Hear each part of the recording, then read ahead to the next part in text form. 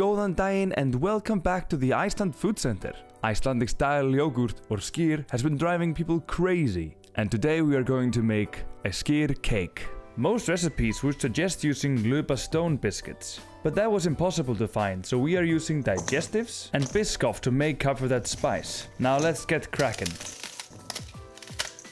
And by the way, there is no reason to do it in your hands, I just don't have a food processor. Just continue crushing until you reach a fine consistency like this. Come join me at the stove and we'll melt some butter now.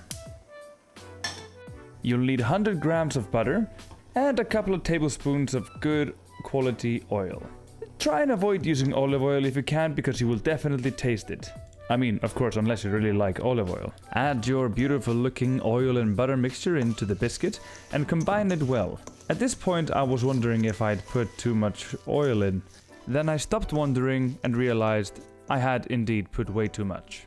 But not to worry, there are more biscuits where those came from. So I went ahead and added in a few more biscuits. The recipe on the blog is adjusted for this mistake. Now that is looking a lot better. Let's get it into the tin. This is just a regular run-of-the-mill spring-form tin. I wouldn't worry too much about the size, just make sure you can cover all the base with your biscuit. Give it a good old press and make sure the biscuit covers the entire base well and equally. Once you're done with that, make sure you stick it into the fridge for about an hour or so. And now for the fun bit.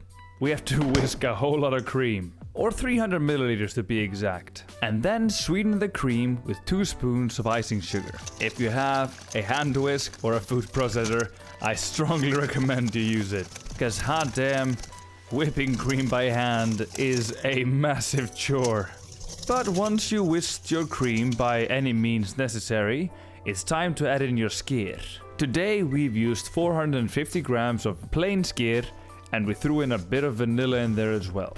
Combine the skyr and your whipped cream well until they form a homogeneous mass, and then it's time to add in your flavoring. Today we have gone with blueberries, but you know what? You can add any type of berries or fruit you like. Once all well combined, let's get this prepared to go into our tin.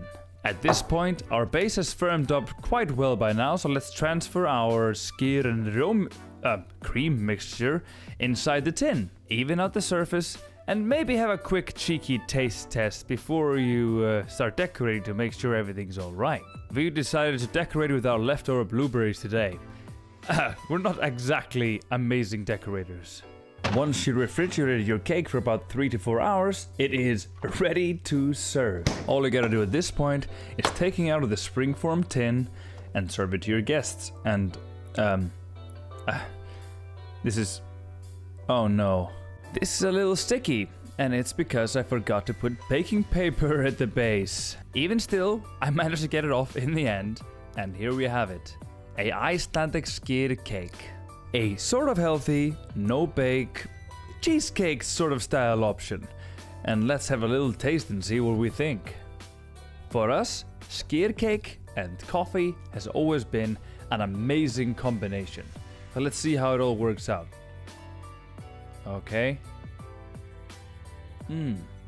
Not bad at all. This actually works surprisingly well. And there we have it, an Icelandic skyr cake. If you give it a go, make sure to let us know in the comments down below.